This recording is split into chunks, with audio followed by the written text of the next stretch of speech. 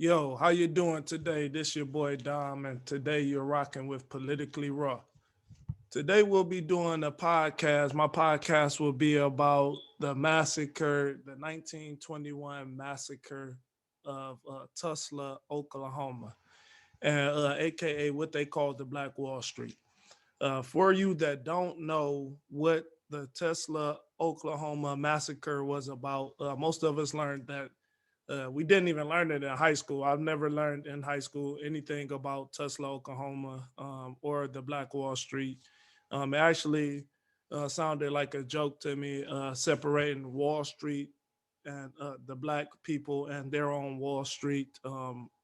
It sounded like it actually sounds like a joke when, in a way to myself, when it's said. So one thing that I had learned when I had found out about the Black Wall Street is I just heard that they burned the Black Wall Street down. Like you never really get any full information on what happened during the Black Wall Street. You never get any information on that. So when you go research, you will learn why the massacre, and it was never called a massacre. It was called the Black Wall Street, and it got burned up. That's all you know. So wow, when you go do a little bit of research, you start researching, you like, oh, okay, the Black Massacre. I mean, the see what I'm saying? When you get the research in your mind, you start to put two and two together. So in this research that I've done about the situation that happened in Tulsa, Oklahoma, when I researched what actually happened, I had seen that this happened because a Caucasian woman uh, made a false report, maybe not false report. We don't know. But a Caucasian woman made a report about a black man that I guess had something to do with the Black Wall Street, Tulsa, where they were. This was one of, if not the wealthiest place for black people, the Aboriginal Negro people. This was one of the richest places where a group of black families and business owners, owners um, thrived together and had their own. Didn't have to worry about jealousy, envy of each other because this burning of Tulsa, Oklahoma, or Black Wall Street, this massacre didn't occur until white people was involved, Caucasian people was involved. So this lady made this story up. Wow, that's when the riot starts. So a mob of Caucasian males. I don't know if it was males and females, but Caucasian males went to call themselves, checking the situation, and started setting a fire. Now, the funniest thing about this whole situation, which none of it is funny, the comical part about the situation that happened at Black Wall Street is I was looking at news articles, and the news articles showed that the percent of Caucasian people that passed from this massacre to the percent of Negro or Negroid people that passed from this situation varied.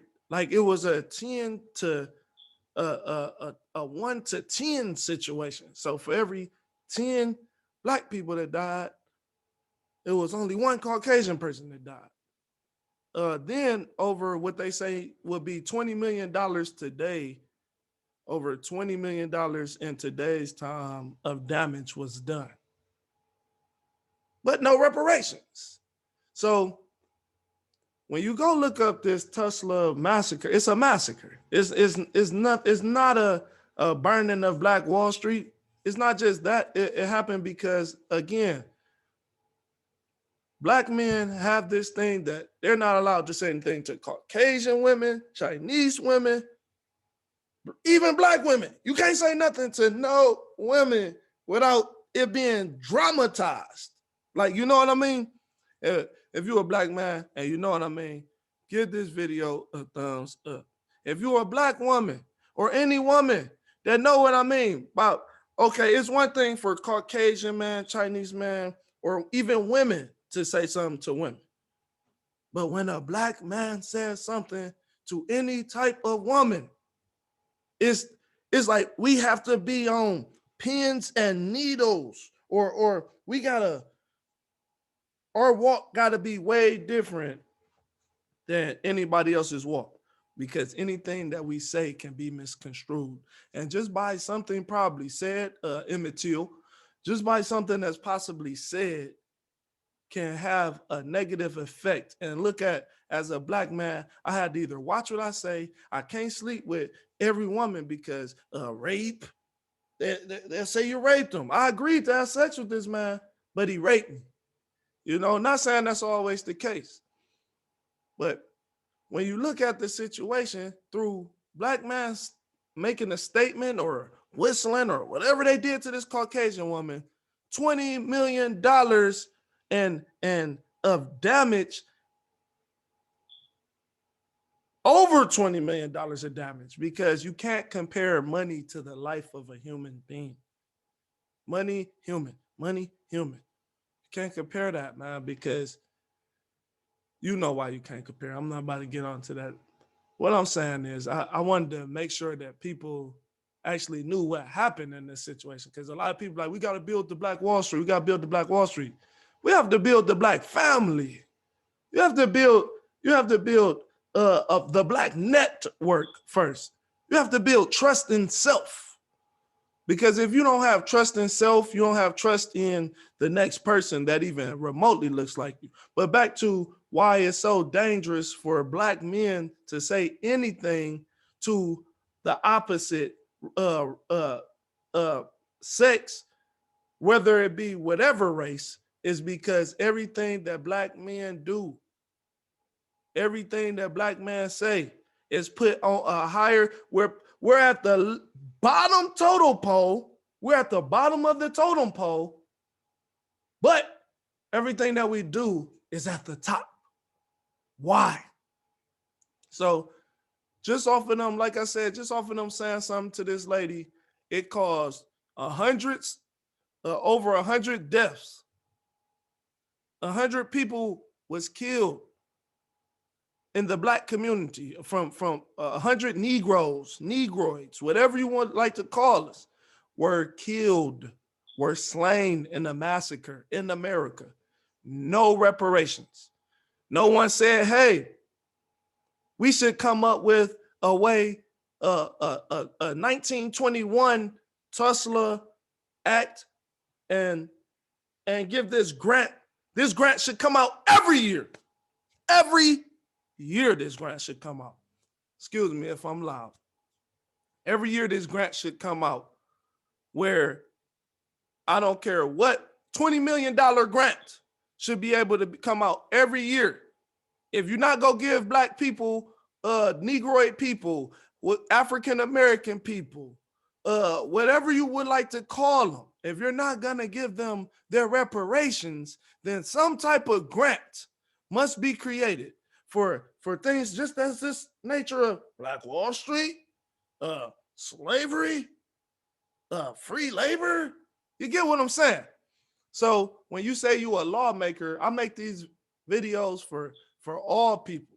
So if you're a lawmaker and you're or someone in Congress, whatever, if you're one of those people and you hear this video or see this video, then there should be some type of currency or act put in place. The 1921 Tulsa Act should be put in place, or some type of grant should be put in place for people of African American descent, who you call African American, Black American, or Negro, Aboriginal, whatever.